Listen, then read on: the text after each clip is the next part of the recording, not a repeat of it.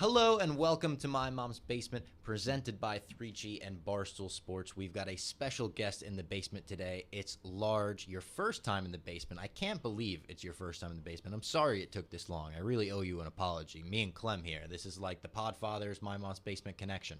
Yeah, so it's always stuck in my craw. I've always wanted to be down here. I'm a little bit bitter about it. We do the Twisted History thing. Donnie always wanted to do Twisted History with me. Donnie has he had a cartoon going for a while with history, and I was one of the first people to do it with him. So he's like, I had you on my cartoon. Why? And I was like, I don't know, Donnie. And like every week, I'd be like, the Twisted History of this with Ken Jack. He'd be like, fucking Ken Jack. It was almost insulting to him. And that's not the case here. But I know we've been talking about doing it for a while, so I'm really happy that you guys found an obscure cartoon that nobody else fucking liked. So you decided to pull me out of mothballs to talk about it. Oh my God, I know. This was such a talked about cartoon. And when we set like this My Mom's Basement, episode, we didn't expect it to be as talked about as it has been on the internet, I think. People are going full on Captain Marvel, review bombing, the Rotten Tomatoes, all this stuff. This was my first introduction to Masters of the Universe ever, though. Legitimately, I never watched the cartoon. I never played with the action figures growing up. Always thought Skeletor was cool. Always thought he looked awesome. Yeah. But never really had an interest beyond that. Now, I brought you in because you're kind of an expert in this. Clem as well said last week the one toy that he always wanted that he never got was, I think it's Snake Mountain, right? Right. Skeletor's there. Yes, it was Snake Mountain. So I didn't even realize how big a fan Clem was. So I feel like we should start, before we even get into this show, just at Masters of the Universe and like how you got into that.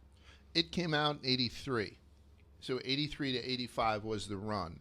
So I'm about to turn 50 this year. So 83, I was born in 71. I was, 11 to 12 years old when it came out.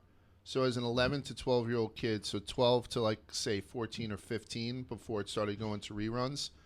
So I watched this from 12 to 16 at the same time that I had a younger brother who had then gone from 4 to 7, right? So, being a 12-year-old in Brooklyn and still trying to maintain a street rep, right? Like we're trying to, buy hunting knives in HeMan Sporting Goods and penciling in your mustache to buy vodka. You can't really watch a lot or buy a lot of action figures. So, but my little brother was perfect for that. So he liked it. So he got all the action figures. I watched the cartoon by myself and then started watching it with him. So I've seen every one of them. And I've seen every action figure, and I've played with every action figure. I take long dumps. I take a long time in the bathroom, almost unhealthy. So, I've had some problem with hemorrhoids and stuff. I don't know if this is the right podcast. Yeah, it happens, right? I used to have to tuck them into my shoe. TMI maybe, but yeah. Yeah, so I've always brought his action figures in with me. And G.I. Joes were the best for that. G.I. Joe, just the way that they were, they could move so well. But HeMan was huge since he had so many of them. The worst to play with on the toilet was those solid rubber wrestling figures that I brought in that time. LJNs. You drop one of those on your foot.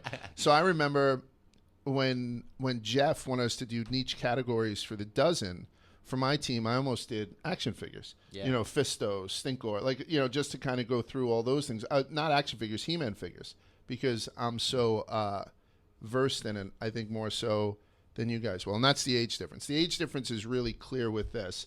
Anything that happened in the early to mid 80s, that's my shit. It's adorable that you had the playing with action figures with your brother, like the Prince Adam, and then going out to Brooklyn and being like, I'm He-Man now. I'm a badass. Here I am. My hair parted down the middle, brush in the back pocket, chipping in for batteries and stuff like that. So this is a real fond one. Right after He-Man was done in 85, then right after that came Thundercats. Thundercats was 85 to 87. Which I think people might even be even more fond of just because it's just slightly more recent. Yeah. So there was a time there where you were either a He-Man guy or a Thundercat guy. Oh, yeah. There was that thing, a Marvel DC type thing. But, and I was both. I didn't pick a side. I tried to be right down the middle on most of it. So, yeah, when I had heard that they were doing this reboot, I was excited. I was excited when they did the Toys We Grew Up On. That's a great series. Really great series, and they gave He-Man that full episode, which I found to be fascinating. So that's it. So it's all good. We're gonna get into it. I'm assuming with all the episodes, it's not a home run. This isn't a home run. It hasn't been, described as a home run by just about anybody. But I enjoyed it. You know, like I think I enjoyed it a lot as someone with no expectations, especially as someone with no like connection to He-Man himself as a character, because he's not in a ton of this. Like, it's a lot of Attila story. Yeah. Like, I was cool with it just being a Masters of the Universe thing. Where I struggled at points was not being a Masters of the Universe fan. They kind of hit the ground running, assuming you know a lot of the characters, assuming you, because it is, they say, a direct sequel. I did think the first episode with He-Man was the best one, so like that might say something. The last one was pretty good too, where they set it up to go. I think Mark Hamill as Skeletor is awesome because he just sounds like kind of the Joker, but also Skeletor. Clem, what was your introduction to He-Man and the Masters of the Universe? So I think this is part of one of the coolest things about getting Large in the Basement finally, which again, we knew we had to get Large in the Basement back. It was like, I think one of the first episodes we'd done at Podfathers, we were talking Star Wars, and he hit me with a deep cut character. Who was the character, Large, that we were talking about Star Wars? Now that you're asking me, it's a name like, I'm also a big Lord of the Rings guy. I know you're not a Lord of the Rings guy. But I'm a big Lord of the Rings guy. I used to read Tolkien, and so now all I got in my mind is, the Hutt, it's like Azog the Defiler or something like that. But Azog the Defiler is a Lord of the Rings guy. It was one of those ones who was a deep cut from Star Wars. I'll think about it before we get out. So now we know we have Large in the Basement. We get him down here, and for once, I'm not the oldest guy on the show, which is kind of nice. And we have so Robbie obviously wasn't even like a thought of a thought. His parents might not have even known each other in 1983. Like, did your parents even meet in 1983 by this point? In 83, I guess they did, yeah. Okay, My mom graduated high school in 80, and they went to high school together. Okay, so at least Robbie's parents have met each other, but Large obviously, you know, just about teenage years and all that kind of stuff, and actually knew. Looking back now, I started watching He-Man probably when it was like in reruns or something like that, and I knew it more from the toys than I did the show, and because I'm 82 baby, so you know, 86, 87 is when the memories start coming in, and I used to just have a sword in my back, and I would do, like, I have the power and stuff like that nonstop, to the point where my parents were like, shut the fuck up, dude. You can't be doing this in public nonstop. So that's how I kind of got into He-Man. And it's funny Large said brought up Thundercats, because I was a He-Man kid. Like, the first memory I have is, like, He-Man. But Thundercats is where I just, like, fell in love with, like, television and all the toys and stuff like that. And He-Man, I had like probably like a handful of He-Man figures, but I had all the Thundercats, and I had I didn't have the Thundercat Lair, which honestly might have trumped Snake Mountain as the toy that I missed out on growing up. That being said, I also realized I didn't know what the fuck was going on in He-Man back in the day, because I watched this one and I'm like, yep, don't have any clue who any of these guys are other than like a handful. Whatever toys I had were the only guys I knew. Everything else was a complete mystery to me. So yeah, definitely a little bit different of an experience. And Kevin Smith did this, right? Yeah, he was the showrunner behind it. Yeah. So I think we all went in thinking, hey, Kevin Smith, you know, has a part of it, and I'm sure maybe the He-Man diehards are very happy with the way he kind of let it go. But this was a little above my head from the jump, and I was kind of just like, I could never like get my head above water for basically the entire series. There's things I liked, which I'm sure we'll go over, but there was just a lot to take in. I tell you what, if you look at the He-Man dolls versus the Thundercat dolls too, and you watch that documentary on the Toys That Changed Us or whatever it is, it slipped my mind now what the thing is. Toys That Made Us. The Toys That Made Us. The craftsmanship and the I don't know, the like Thundercats, they really spent more money developing each character. Like, we'll go through it too today. Like, some of the He-Man dolls, it was so blatant, you know. Faker was in the first episode of He-Man, right? Just a blue He-Man after he ripped off his thing. He was literally just He-Man painted blue. Like, the He-Man dolls were the Fudgy the Whales of action figures. You know, Fudgy the Whale, they turn him on his side, and he's Cookie Puss, and then they turn him upside down, and he's the Mother's Day bouquet. They bastardize each thing, and they even go through, like, they were on such a shoestring budget, right? And it's so weird to think about how an action figure created a franchise, right, as opposed to creating an action figure around a franchise. They had no money left to, like, get him a car, so they had to go back to the original. You know, remember they had that Jungle Jim who was a 10-inch? Yeah. So, like, the lion that was with him or the tiger that was with him became Cringer and Battle Cat, you know, because since it was a scaled-down type thing. So it really was like they made do, and then Thundercats came along, and it was like more articulated and, you know, like nobody looked like each other. Yeah, you they're know, painted better. Right, Yeah. and it was just kind of refreshing. Like you were like, oh man, I'm a little bit out of the ghetto, you know, that it was when I was playing with He-Man. So we have a ton to talk about He-Man wise, Masters of the Universe wise. I even want to talk about the Ghostbusters trailer with you guys because that came out this week and it looks pretty awesome. Yeah. I think we all agree on that one.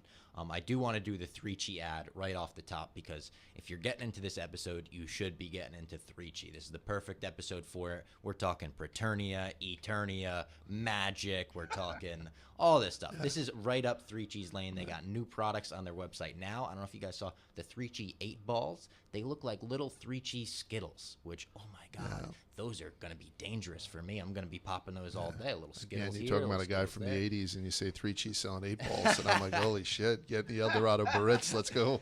But yeah, and then we're all big fans. So all big. And we even say on My Mom's Basement when we do the 3-Chi ads, we note you as like a huge fan of the brownies. I don't know what and like I'm having I had a discussion with my 17-year-old son because I'll take it. I'll do it. I don't know how to say, like, you know what I mean? Like, I'm going to go smoke some pot.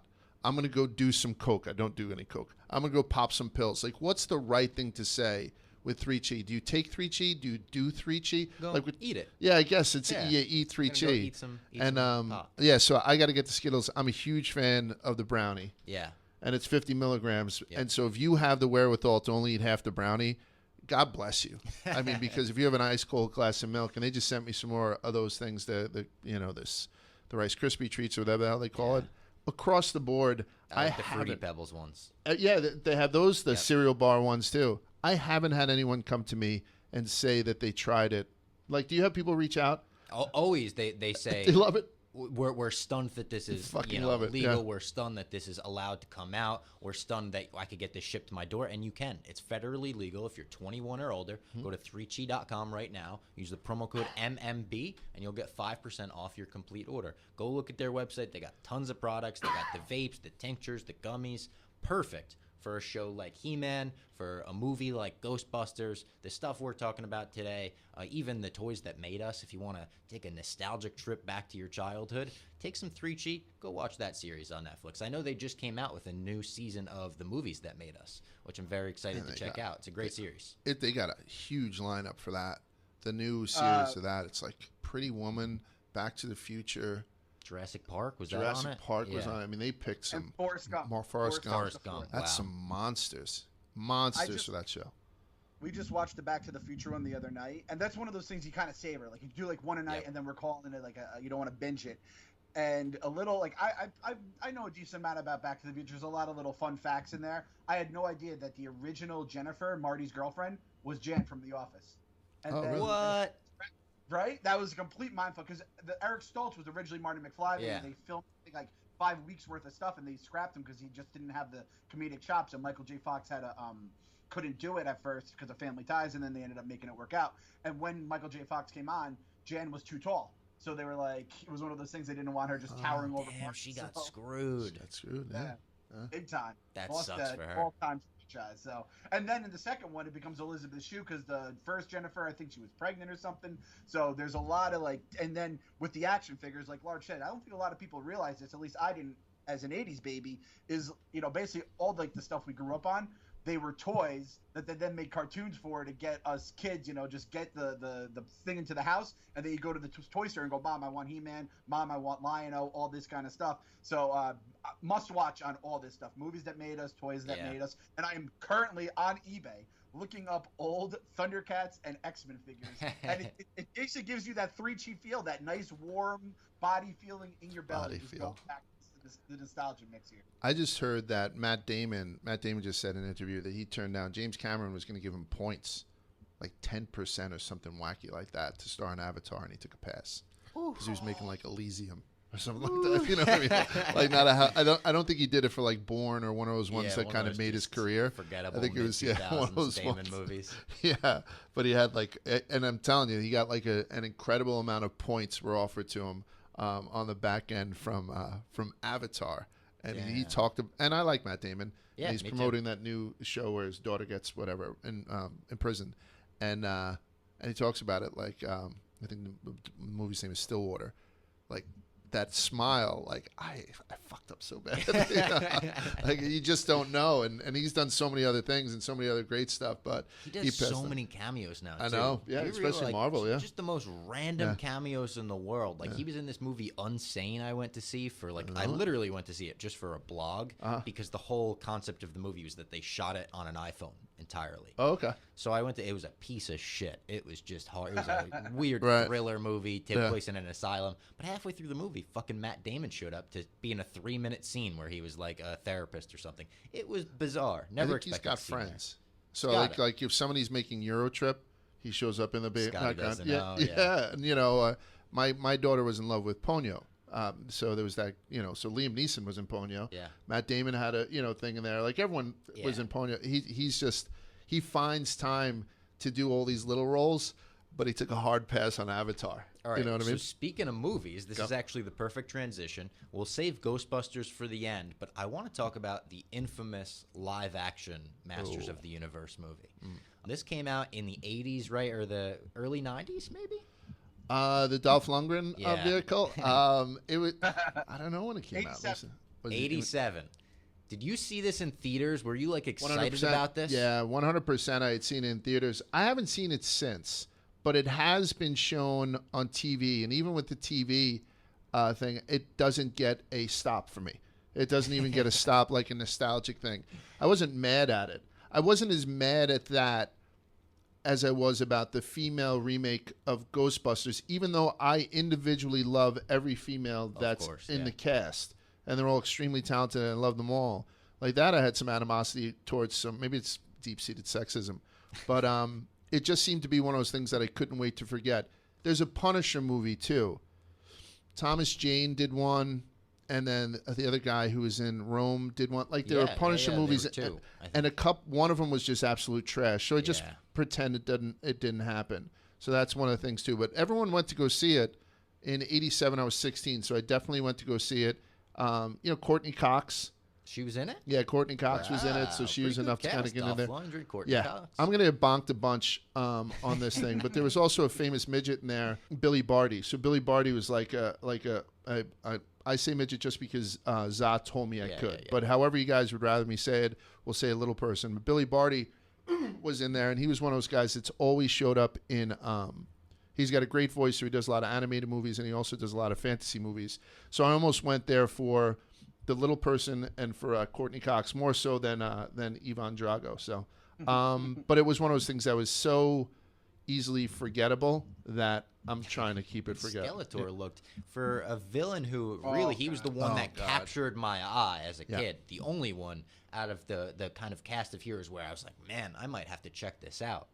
They made him look like a doofus. Yeah. Frank Langella. Oh, really? Yeah, it was Frank Langella who played Skeletor in it. And, you know, we'll get into it, too. When the original cartoon came out, we'll talk about the guy who did the voice of Skeletor. Skeletor did not have a voice that fit his character's look. Like, that's a badass body. Yeah. It's a badass, like, sunken face.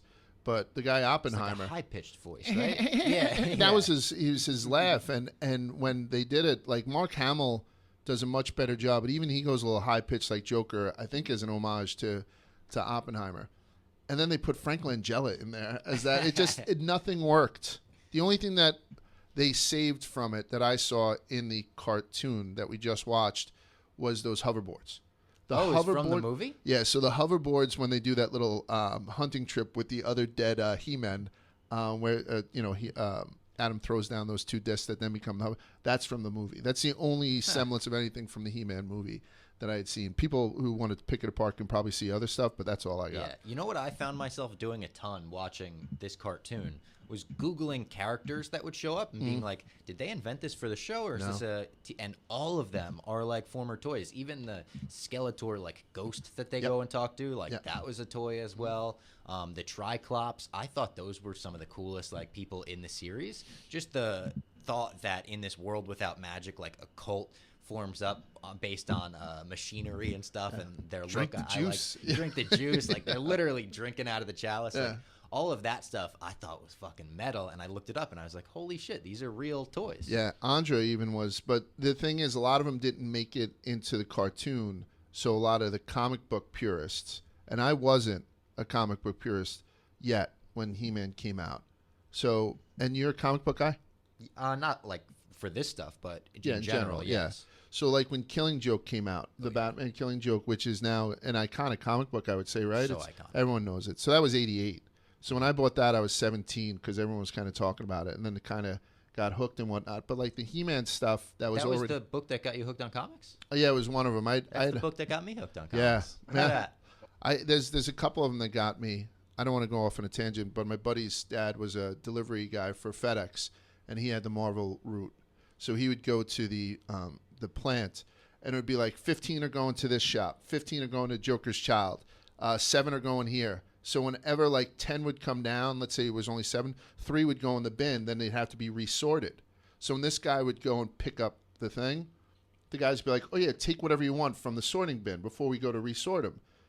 And he's like, okay. And he brought them home for his kids. He used to bring home boxes. And his kid was like, I have so many doubles. Do you want them? So I used to get free comics all the time. And then that's what got me into it. Totally. And then I started to buy, because graphic novels were new. Yep. Then we did Mouse, like, the one about the Holocaust and stuff. So I started to really understand graphic novels. And that's why I'm such a fucking geek. You know what I mean? Like, I can go off on those tangents. I know. We got to have you in the basement way more. Yeah. It's such a fond memory for me. Mm-hmm. And you can tell because I think we're both in the same thing. This is where we diverge, Clem. But when Robbie and I do the dozen, if they start to ask about what was the last ACC player to rush for 1,000 yards, you actually start to think about it. Yeah. You're like, Chuba Hubbard. He's Clemson. Yeah, Chuba Hubbard.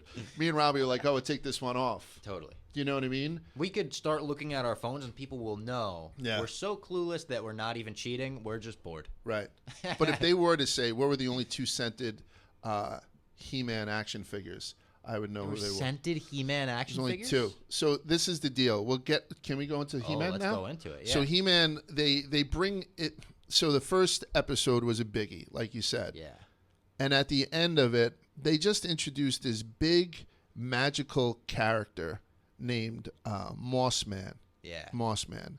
And like Mossman was very obscure. Like you're like, how the fuck did he make the movie? It's kind of like Swamp Thing. Yeah, a big Swamp Thing thing. But the voice of Mossman was Alan Oppenheimer. So he was the guy that voiced Skeletor. So to throw him a bone, they let him voice this obscure thing, Mossman. And the only reason I remember Mossman, he was the worst doll. Beastman is the guy, the orange guy. Beastman was sick. He was awesome. I thought Beastman was really cool. So he was orange, and he had like almost like a spiky-ish haircut. He used to wear this big plastic thing that you could take off, but it was almost like a furry scarf or muff or something like that. So for Mossman, they obviously took that off. They just painted Beastman green. Oh, no. They put moss on him and covered him in green velour. So he had like that like little mossy feeling to him. And then they sprayed him with pine. So he always smelled like pine.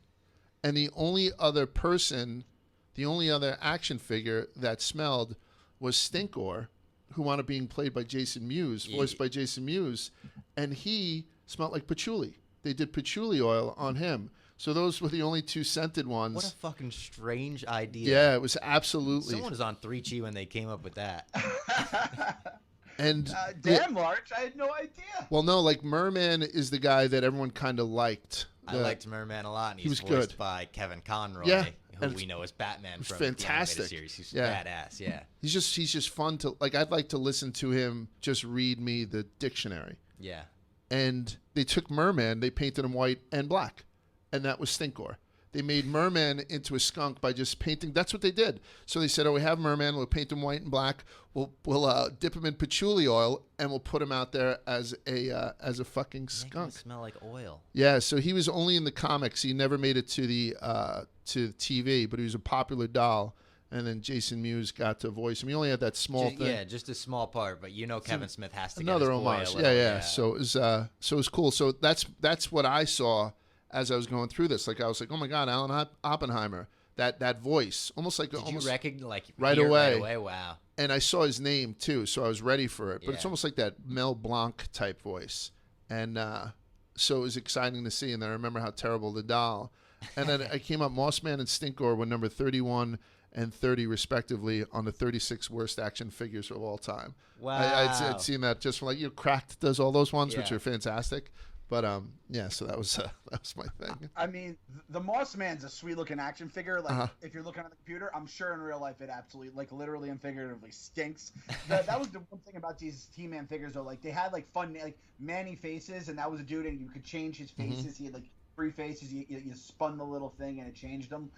That was kind of like the thing that I loved about He-Man more than anything. And then we see them, I guess, on the TV. It kind of like resonates with the kid at home. But shit, I had no idea we had scented He-Man figures. So you can see Beastman, right? Yeah. You can see Beastman in it. Totally. And it was just... I'll put all the pictures on the screen for those watching on YouTube. So if you're listening on the podcast, go over to YouTube. And if you're watching on YouTube, make sure to give us the thumbs up, subscribe, all that fancy stuff.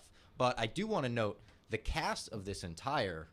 series is pretty fantastic. We've got Chris Wood as He-Man and Prince Adam. We've got Lena Headey as Evelyn, who is Cersei from Game of Thrones. Yeah.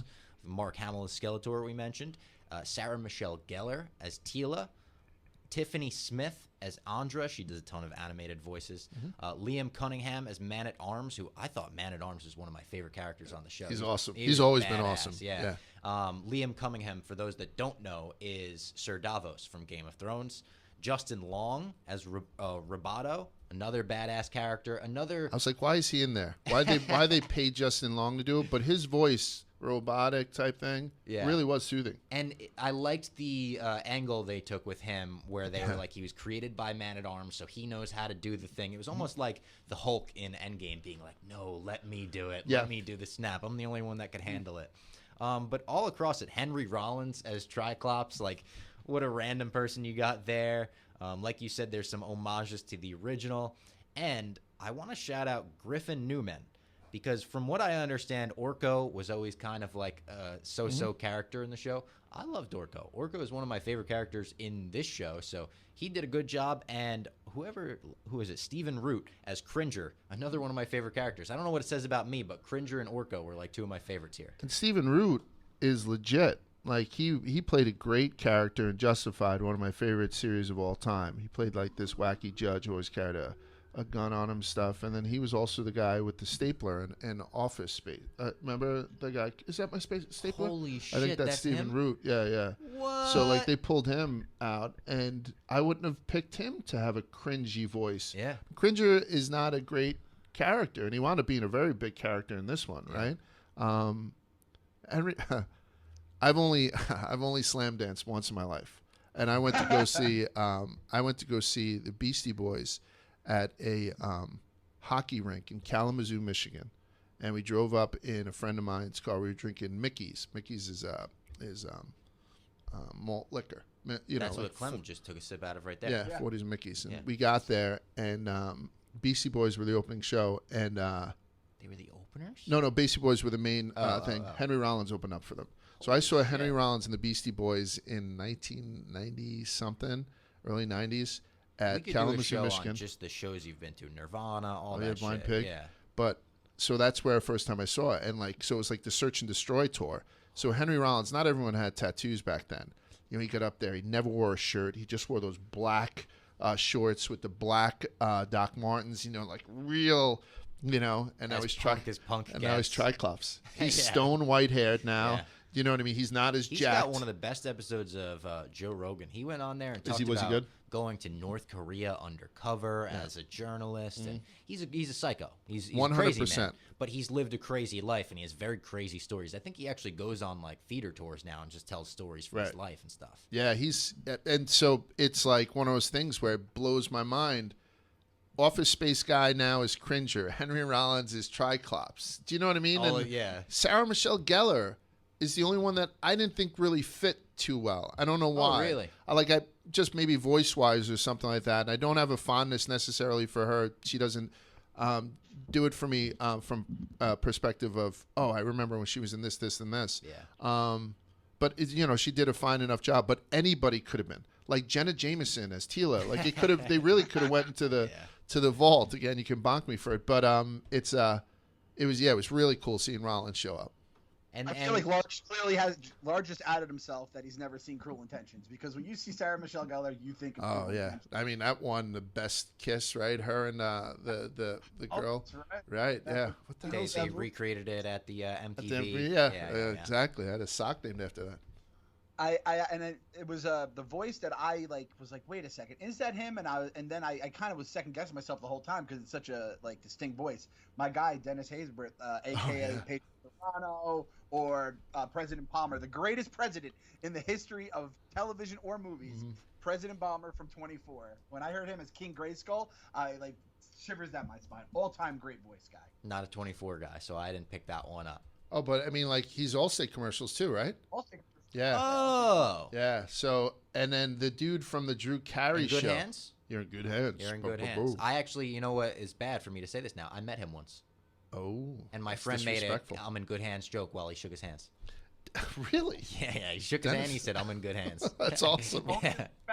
Palmer like that. The guy who played. So you were talking about that Skeletor bullshit in the spirit world type thing. So that's Scareglow, right? So he glowed in the dark. I read that online. That's Candyman. That's Tony Todd, who's fucking terrifying. Yeah. Tony Todd, a big black dude. So that was him. I liked that kind of arc in the show of the fear and everyone trying to feed off the character's fear and Orko sacrificing himself. That whole episode I thought was great. I liked the second episode a lot where they went undercover into Triclops and we got to see the Man-at-Arms. That was pretty cool. In his undercover gear. He reminded me of a Mortal Kombat character with his bun and stuff. There was just some of the series that was hard to follow. I would say overall, though, I enjoyed watching it, and whether or not we were doing this podcast, I would go on and watch part 2 to see how the series ends. I was frustrated, right, just like everybody else, and I'm making assumptions on how the other 5 are going to go. Yeah. You know? And I assume the last 5 are going to have a lot of He-Man, right? Yeah.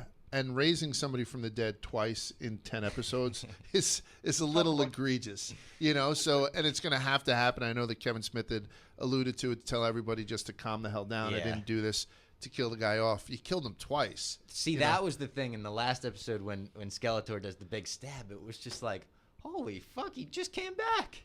I think about, like I said, my 4, 5, 6, 7-year-old brother, 8-year-old brother, through that thing was watching it.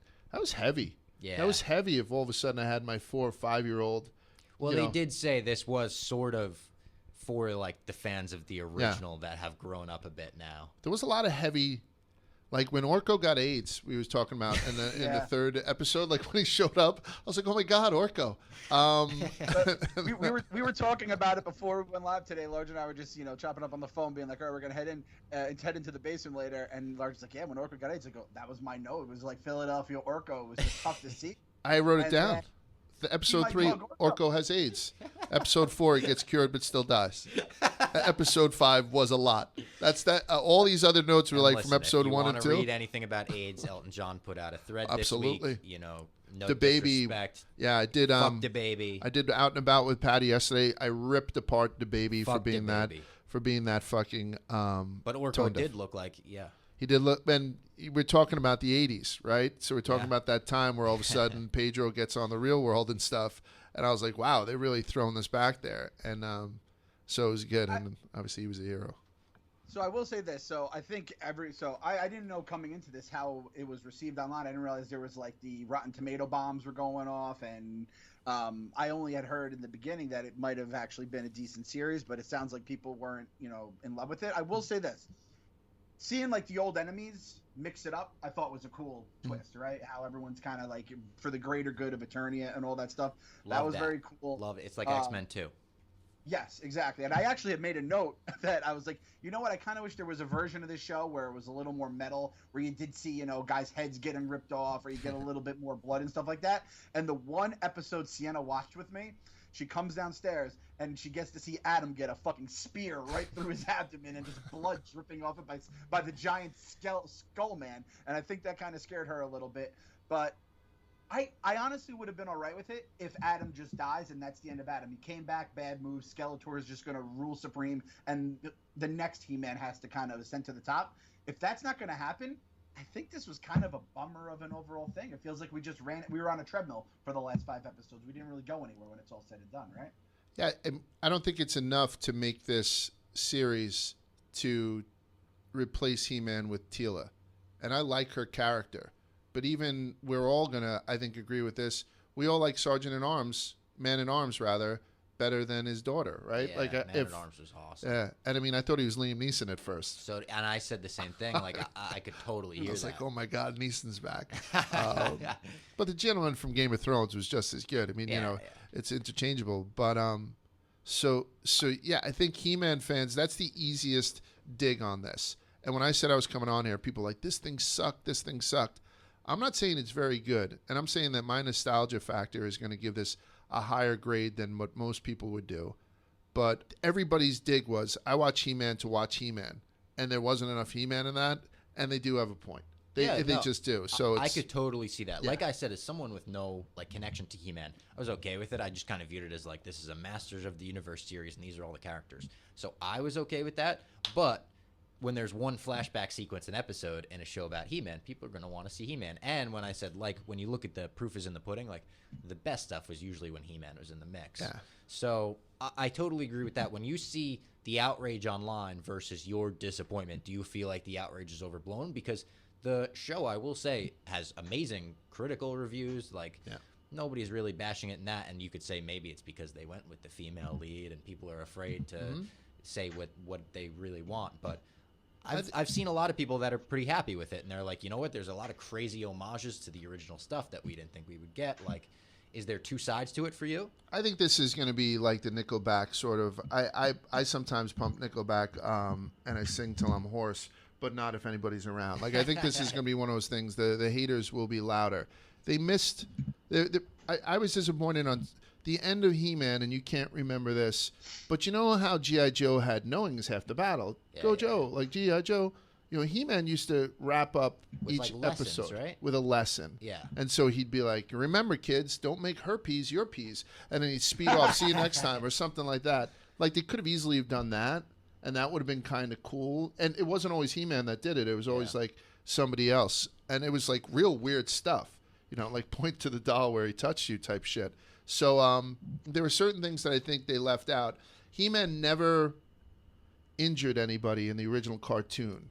Right, that's a little factoid. So I heard about that. Yeah. Kevin Smith talked about that in the lead up a little bit on his podcast, and he kind of hyped people up where he was like, for the He-Man fans that always wanted to see the fights that they didn't really get to show because they were very much made for kids back in the day. We're going to show those fights on this show, fucking He-Man. So if He-Man hit you with the sword, with a power bolt from the sword, it would throw you into a lake. Yeah. If he was to take you, he wouldn't what's the other show, that limited edition cartoon that's on Amazon? The Invincibles? Invincible. Oh, man. Awesome. When they so gory, so violent. Yeah. The original He-Man was the anti-Invincibles. It's almost like the 66 Batman with the pow. They don't show the punch. It's 100%. And so everybody would slide off on the ice or get pushed into water or get pushed off into the thing and you couldn't see it. It's like Wile E. Coyote type stuff. And then this one, that's the one thing I'm glad. Arms ripped off, stabbing through the heart and all that stuff. So that's one of the things. Skeletor's badass. Got to admit that. And another person God I would like more of, to be honest. Yeah. When they took He-Man away, they also took Skeletor away. Yeah. So the two main guys, and I think some people arguably liked Skeletor more than He-Man back in the day too. But when he, in the last scene of the fifth thing, when he came out and and becomes Skelegod, I mean, I'm really looking forward. I'm looking Has forward that to happened in the cartoon before? No. So that's I've never seen that. I've never seen the branching of the I thought that was a little bit weird too. All of a sudden they go on a quest to forge the sword, and then even the forging of the sword seemed like one of those things they wrote as they were going along.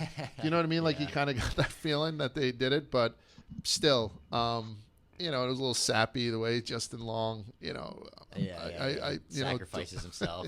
Yeah, and then he feels emotion. He feels emotion. He's kind of like IG-11 at the end. Oh, that was bad. That was bad. That was a little bad. Yeah. And there was times, again, Robbie knows this more than anyone. We're in the basement a lot. We're going through some heavy nerd shit where my brain just. There was times where I think it was the second episode. I just saw He-Man back on the screen. I'm like, wait, did he die last episode? Yeah, the flashbacks. Yeah, there's flashbacks. You don't know what's a flashback. And then, the sword, it seems like, all right, we got to get the sword. As soon as the sword broke apart, I go, all right, this sword, the next 4 episodes are going to be about getting it, both pieces, get it back together. and then it just like kind of happens in one episode. And like Large said, they're kind of writing it as they go along. This is the other thing that watching He-Man as a kid that didn't know what the fuck was going on because I was like 4, you could just kind of like get past. But as an older person, the technology makes no fucking sense. They have like old castles. They have like these like old walls, you know, no air conditioning or heat and stuff like that. Yet they're shooting lasers and have hoverboards and are flying. Like, put some of that technological work into your infrastructure, Eternia. All right? Can we just build up the technology, you know, from the ground up for the people instead of just building for war? Maybe that's just, you know, mankind at its soul, or I guess, you know, living creatures is they always are looking for war and to climb on other people to reach the top of life. But come on, man, like we could be better than this. There's magic. You guys have magic as a resource, and you give living in fucking castles. They probably don't even have toilet paper to wipe their asses. What are we doing? They have like community fountains. Yeah. You know, there was an aqueduct in the background, like barely running water, like you said. They did live like animals for people who had a lot of fucking magic. Very close at hand, too. And a lot of Eternia looks like it's just a desolate wasteland except for the 2 castles. Yeah. Yeah, there's not a lot going on. I'll tell you what looks great. One of my biggest fears, I'm getting pretty personal on this podcast, and stop me or cut it out. I don't give a shit. I'm terrified of death. I don't know what's going to go on after death, so it keeps me up at night. It's my big fear. I say it out loud, but I don't give a shit. I'd be pumped to die and go hang out with Grayskull. Oh my god! And those other dudes, all the other like master or man at arms, or whatever. They're old like He-Man. He-Man. They're the old, and so they were calling him Flea Man. Yeah. And then they were like, you know, they were doing like that hunt thing. By the way, the thing that they caught was Panthro. That's the panther that Skeletor rides. Oh, cool. So Cringer becomes Battle Cat, and Panthro becomes, you know, the whatever Panthro, and so that was like the homage to Panthro. But that looked kind of cool. Like Grayskull looked like a guy I want to throw back some mugs of magic mead or whatever the fuck they're drinking up there, butterbeer. You know? I'll just throw this out there. If I'm Adam, there's no fucking way I'm going back to Eternia. I am living in heaven with other He-Men. Even with the Flea Man burn was bad too. Even Sienna was like, oh, that was like kind of like a 6-year-old was like, I don't know about that. Why didn't he get to be like He-Man when he was? He got to choose it. Oh, so they said he's the only guy. That. He's the only guy in heaven. What's it called? Preternia? Which one's the heaven one? Preternia, I think. Yeah, that shows his lesser form, they said. And then when I heard that, I was like, oh, so then does that give him his second trip in as He-Man? So if he dies again, he gets to come back because technically he was never in there as He-Man. You know what I mean? Like, maybe. Is that the spoiler that, you know? They might just keep him alive at the end of the series. I hope so. I don't want to see him die a third time, to be honest. It's killing me. So, but yeah. Pun intended. Yes, exactly. But that just seemed like the place to be. And I think Grayskull, like I would love a spin-off, like an origin story of Grayskull and all that stuff. They named the castle after him, for Christ's sake. So just very cool characters. Then those characters I had never seen before. Now we got a sponsor coming back for this episode that I feel is the perfect sponsor. That it wasn't planned this way, but Magic Spoon is back. The perfect sponsor for a Saturday morning cartoon episode of the show. If you're not aware of what Magic Spoon is, it is the most delicious and healthy cereal on the market. Well, I don't know if it's the most healthy. I don't know if I'm legally allowed to say that. But listen to these stats. 0 grams of sugar, 13 to 14 grams of protein, only 4 net grams of carbs in each serving. It's only 140 calories a serving. It's keto-friendly, it's gluten-free, it's grain-free, it's soy-free, it's low-carb, and GMO-free. It's amazing. I mean, I have a weird stomach, can't eat everything. I can eat Magic Spoon for days. I could eat boxes of this stuff. You can build your own box, get a variety pack. They've got cocoa, fruity, frosted, peanut butter, blueberry, cinnamon. I'd probably go with the cinnamon and the cocoa from there. Frosted is actually very good, too. Peanut butter is sus. Robbie has a weird stomach. I have a big stomach. We can both eat this stuff and feel good about ourselves at the end of the day. And honestly, I think I would have enjoyed this series more if I had been eating some Magic Spoon. It would have triggered the nostalgic endorphins in your brain. Right. I have a He-Man wig that I wear. I've been wearing forever, so that helps. But they put up a thing when we used to do Magic Spoon. I just put up again. It's still there. They put up a chart on how it goes up against other stuff. Yeah. Like, you know, protein in Fruit Loops is 2 grams. Magic Spoon is 14 grams. Net carbs in Fruit Loops is 30. It's unbelievable what I'm pumping into my kids. And I don't have a lot of these at home. You know, we have Magic Spoon at home, but we always have the kids like pick one. Yeah. Some of these other ones, they're just straight up poison, man. They're legitimately listen, poison. If you start eating Magic Spoon, you're going to start looking like this guy right here. Yeah. HeMan. Yeah. If you start eating the other stuff, you're just going to look like poor little Adam. Or me. Yeah. Frosted large, Flakes yeah. is poison. Holy shit. I'm looking at it now. Skeletor makes sugar. Skeletor's a sugar guy. He's definitely Yeah. If you go to magicspoon.com/Robbie right now, ROBBIE, don't use a Y. Y's for cowards. Grab your delicious cereal and try it today. Be sure to use the promo code Robbie, ROBBIE, at checkout. Save $5 off your order. Magic Spoon, bring the magic back to Eternia. Boom. Am I right? That's good stuff right there. I could be on a Saturday morning. They got to cartoon change the right poster. there. Another thing I wanted to bring up. Did you know that there was a canceled live-action movie written by the screenwriter of The Dark Knight and Man of Steel, David Goyer? Did not know that. Yeah, this was planned for, I think, 2009, and apparently focused a lot on the relationship between He-Man and Battle-Cat.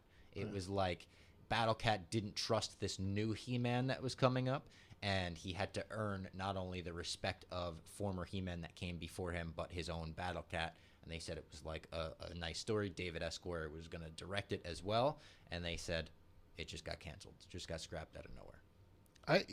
When I first heard that this project was in the works with Kevin Smith, I thought that it was going to be live action. Do you think live action He-Man can work today? Listen. It's tough, right? My favorite movie growing up was Conan the Barbarian. Yeah. Right. So when we had to do on Lights, Camera, Barstool, we had to rank Arnold Schwarzenegger movies, and Conan, the original one, was a 1 for me, and it shouldn't be. Right. That's not a very good movie. There is a sex scene in it. Like, it's not easy to watch in front of the kids and stuff like that. So that is the pinnacle. And then when they remade it, like Jason Momoa was Conan once. Like, do you remember when they did the Jason Momoa iteration no, I of don't it? remember that. Terrible. So that kind of lightning in a jar doesn't work. But then, like, I remember being fond of the Scorpion King when The Rock did it, and then they wound up doing another one. So those are always hit or miss for me. And then The Rock wound up doing Hercules, and that was okay. I still watch it every now and again. Speaking of The Rock, saw his new movie, Jungle Cruise. I got a screener. No big deal. You said it was good. It's pretty fucking good. Is it? Yeah, it's very enjoyable in the Pirates of the Caribbean way. It's like a fun adventure movie. I think the whole family would enjoy it for the dads. So, yeah, I would recommend it. So I don't know if you'd be able to. Rock can't do everything. Like, The Rock can't do everything, Yeah. and so Can Rock be Adam? I don't know. Like, that's the whole thing. He looks stupid with the Terry with the Crews hair, I know. Yeah, Terry Crews put the hair on too the other day. But there's so many great characters that they left unexplored that they could have. Like that Spikor up there in the corner. Like, there's so many, tangent, secondary, tertiary characters that they could have got into with Clawful and whatnot. Like, Maybe we'll get him in the last 5. Maybe, yeah. And so I think they transfer well to maybe a movie, live action, but they would have to do it in a pretty campy way. To have Dolph Lundgren come in and then go all black and then to be on the streets of, I don't even think it was Los Angeles. It was something kind of, weird. And people weren't wearing the loincloths and stuff like they were. It didn't work. Oh, they put him on, like, Earth? Yeah, he came to Earth. Oh. Yeah. So Can't like, do that. yeah. Oh, yeah, he landed in a Blockbuster or something. That's tough. Terrible. That is tough. So you know what I would do is I think I would make it like a Taika Waititi movie. Oh, yeah. Yes. Kind of go like satirical with it, but also make it like, full of heart at the end and, make us cry, make Roboto be like, I feel fear. He makes everything better too now that I'm thinking about it. Taika? If he was like to be at the helm of something like this, just the way that he handled, what was the name? Ragnarok? Oh, yeah. Yeah. But the worm that died in the guy's arms. What was Korg and Meek? Yeah, Meek. He was like, Meek's dead. Oh, no, he's alive again. Like, even just the subtle way that he did it, it just seems like everything he touches Him doing turns to gold. Mandalorian, his episodes were great. Him having a Star Wars movie on the horizon as Star Wars fans makes me excited. I'm like, yep, I trust that guy. Right. Do whatever you want. Get super wacky with it. Right. Yeah, it's in very good hands with him. So now that you mention him, I'd be pumped to go see that movie. But otherwise, I like that it exists mainly in the cartoon form. It's easier. With all like the different CGI, all the different talented people like Taika or whoever it might be in Hollywood, with 3Chi out there to kind of expand the mind a little bit, I feel like we could make a good He-Man. It's just the right people have to get involved with it. I don't want to see Motherboard again. That was the worst name I've heard in a while. Again. Oh yeah. It's just Motherboard, tough name. Tough name for a He-Man guy, and you can kind of give him. That's the thing. I think those weird powers and like the names were better in the 80s, but the weird powers you could be like, well, it was the 80s. They were still trying to learn the medium. In 2021, these guys got to be fucking cool. All the villains have to have like sweet ass powers, crazy names, and everything has to hit. I thought like things like Motherboard just kind of fell flat. Yeah, that was a little bit creepy. I like the idea of it, and that had a Conan feel to it too. Like when Conan finally went, I'm going back to that too, went up to the temple, and he had James Earl Jones with the great haircut, and everyone was kind of like cultish. I've never seen it. I got to watch it with you one day. Yeah. So, and that's same kind of robes that they wore. Triclops wore that robe that was kind of like, exposed on the side. That's what the whole thing at the end of Conan was. And so I think that they always try to bring a little bit of a culty aspect to it. But I like that. The Motherboard one, that's even when the animation started to break down too a little bit. Like you saw the buzzsaw all of a sudden form with the hands, like it, and the spaghetti come out and start to grab people. Like the animation was, they tried to stay in line with what the old He-Man was. So I understand they couldn't go too crazy with the animation, or they didn't want to. But I think I could have seen a little bit more from the animated figures with Kevin Smith, I thought. You know what I didn't like about the animation? At times when they would kind of transition from like the 2D to the 3D for like a singular shot, every time they did that, I thought it looked bad. And I would have preferred to just see like a 2D shot of the same thing. If you just kept it flat, like every time it almost took me out of the show. Like, oh, well, yeah, I'm watching like a weird computer generated thing now. Other than that, I was okay with the animation. I think because it was very in line with the DC animated cartoons as well, which I watch pretty often, which I feel like I'm so used to now. So I was like, it is what it is. But I do agree with you in that it's not like the most fluid You don't look at it and you're like, that's beautiful animation. Right. You're like, it serves the story. It looks like He-Man. Yeah. We can do one more ad and then get into Ghostbusters. The new trailer came out this week. If you haven't watched it yet, pause the podcast, pause the YouTube, go watch it. When you come back after the ad read, we're going to talk about it. So this new ad read is from our friends at Paint Your Life. What you do here is you get a professional hand-painted portrait created from any photo or multiple photos at a truly affordable price. Large actually did this himself. He got a beautiful portrait himself. Choose from a team of world-class artists. Work with them from every little detail until it's perfect, until it's the painting that you want. This is a real painting, too. It's not a computer-generated painting. It's not a filter that we're putting over. These are real artists, real user-friendly platform. It lets you order a custom-made hand-painted portrait in less than 5 minutes. It's quick and easy. Get a hand-painted portrait on your doorstep in less than 3 weeks after that. And large. We tried to get 6 grandchildren together to do a picture for my parents. Everyone winds up doing this. Every grandparent has a picture of all their grandkids wearing jeans, no shoes, white T-shirt. Yeah. Everyone has it. They'll do it on a beach or something like that. We did it in my Aunt Susan's backyard. Yeah, everyone has it. And I'm telling you, getting 6 kids, at the time, Bridget was a newborn, so Finn was just a prick. He was around just over 3. I actually took my belt off, and I lashed him to a chair. I had to tie him to the chair so he couldn't get up and run around. And the picture is terrible. Like, no one's looking at the camera and stuff. Ways, so I could have just took 6 individual photos of the kids, send them off to these guys, and they'll put them in. You could put a dead relative in there if you like, a dead pet or anything like that. I don't know why you would. Throw dead Adam. Yeah, throw dead Adam. Yeah. And the thing is, you don't, like Robbie, you don't feel like it was computer generated. It's a real oil painting. There's a slight differentiation from artist to artist, so you can kind of check out the artist and see what the hell you want to do. We're gonna have to get one for the basement, like an oil painting of me and Clem doing something. Maybe like an old school one where we look like colonials or something. Absolutely, you can.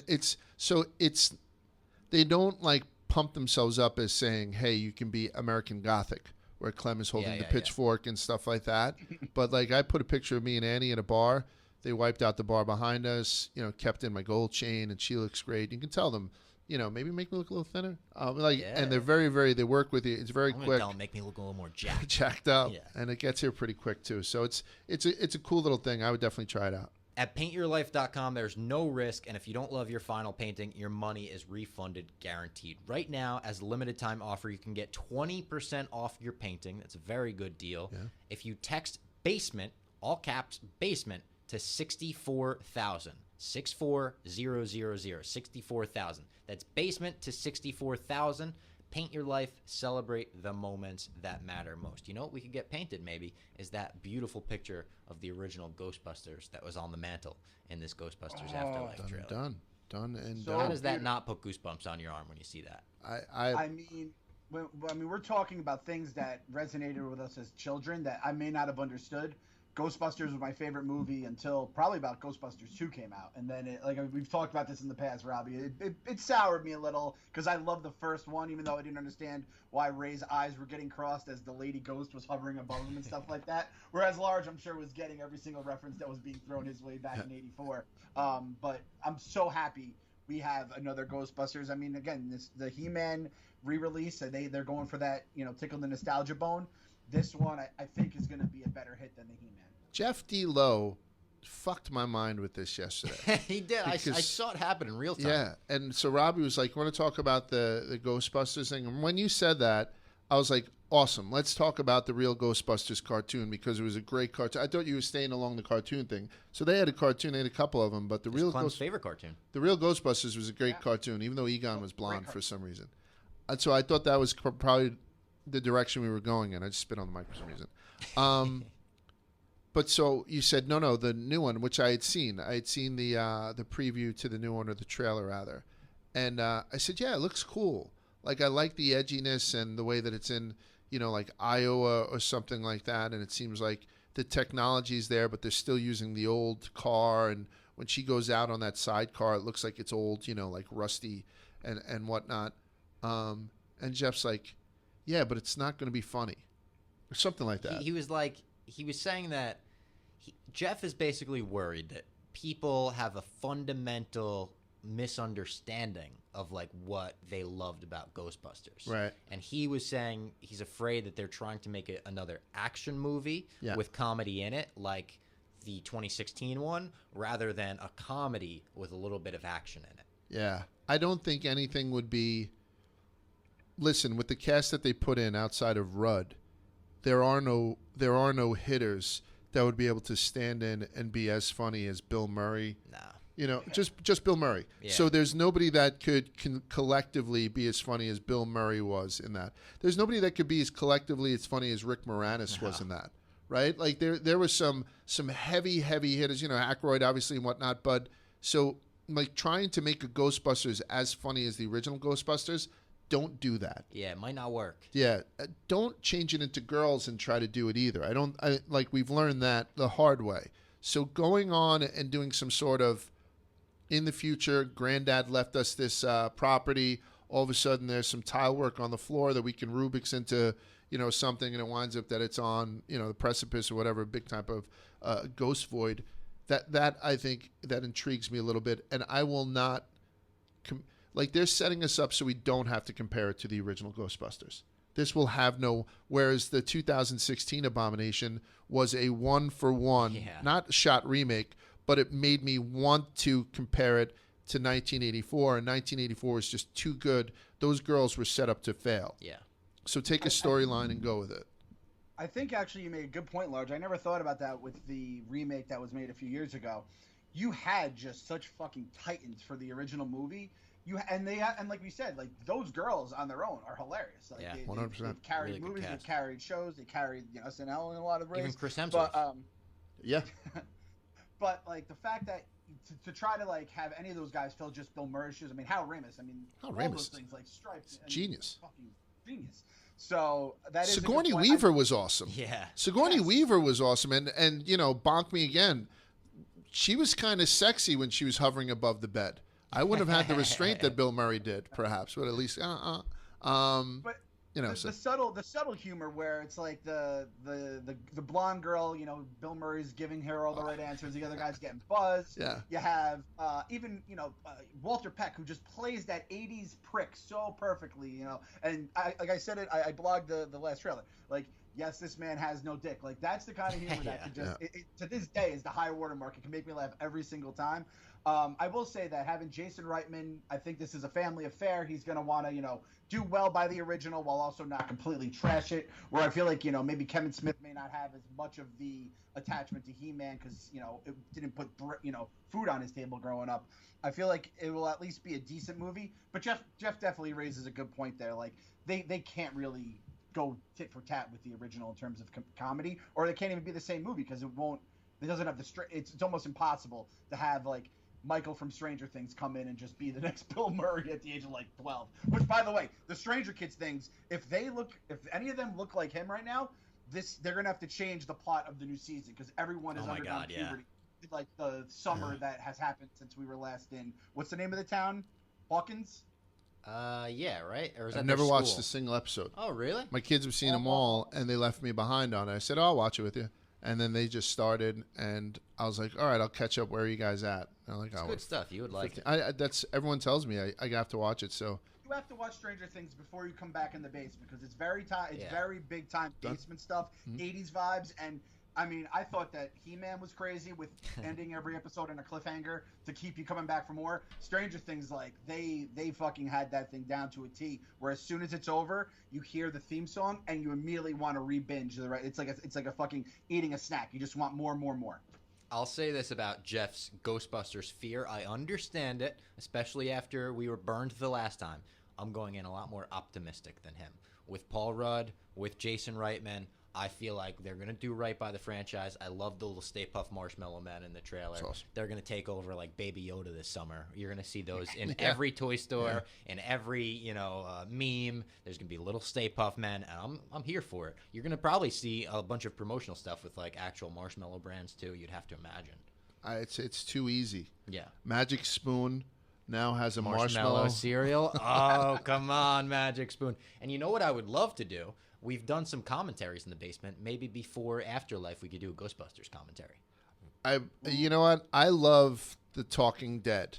Or I used to like it. Me too. I love Talking Bad when they did for the Breaking Bad thing. I thought, and that was new. I hadn't seen that before. No one's ever done it. Is this He-Man Masters of the Universe Revelations? Oh, yeah. After the show, it was called Revelations. Like the Revelation. And that was, and not to use the kids' word, but that was very cringy. I love Kevin Smith. I couldn't watch that. It was a forced peppiness to it. I didn't watch it. I was just like, please don't watch that. Yeah, that was it, and it was called Revelations, which is just the worst. Talking Dead is a brilliant name. It couldn't be a better name. Talking Bad for that. was a reach. Right, It was a stretch. Yeah, but Revelations was yuck. But like what you guys do after My Mom's Basement, after like Loki and all that stuff. Yeah. However the hell you want to try and like get it. I would love to get you on for the Ghostbusters episode too. And what I liked seeing was on the trailer exclusively in movie theaters. This one's not going to streaming. They're like, we want to get you back in the theaters for this one. So it's obviously going to take over, do massive box office numbers with Paul Rudd in the lead role. I went back to the theaters a couple of times, since, and one of the reasons why I'm even more attracted to Stranger Things now is I really like David Harbour in Black Widow. Oh yeah, he was great, right? Yeah, I don't see enough of him. Like he was in. What the hell was he in? The Equalizer. Equalizer, yeah. He was very good in that, but... Double crosser. He was very, very good in Black Widow. I mean, Florence Pugh. Yeah, she steals the show. She's the best. And I didn't know her. You got her right on The Dozen. I said it was unfair. Yeah. Who is she? Nobody knows her. And I knew her from the trailer from Black Widow. Yeah, and she was extraordinary. But I thought that David Harbour, I'd like to see more of him. So I'm as close now to watching Stranger Things as I've ever been. Well, I'll say this. Breaking. Me and Clem have discussed my theory on David Harbour. It could be the last thing we could get out of here. This is a real tangent.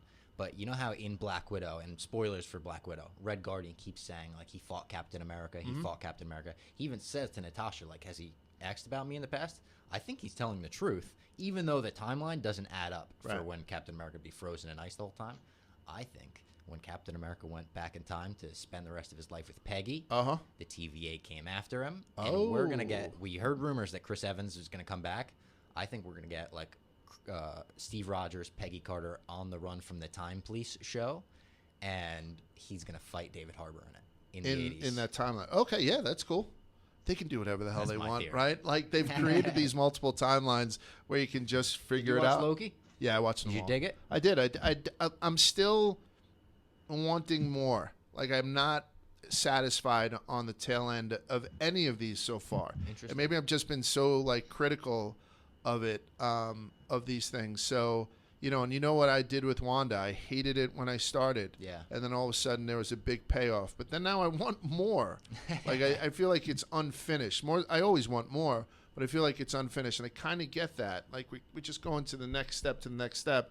So unless they throw out some sort of end game-ish thing where everybody from the 3, 4, 5 different, you know, spinoffs kind of gets you there, I'm gonna kill somebody. Next one's Spider-Man, though. We might have a couple different Spider-Men come in, and who knows? awesome.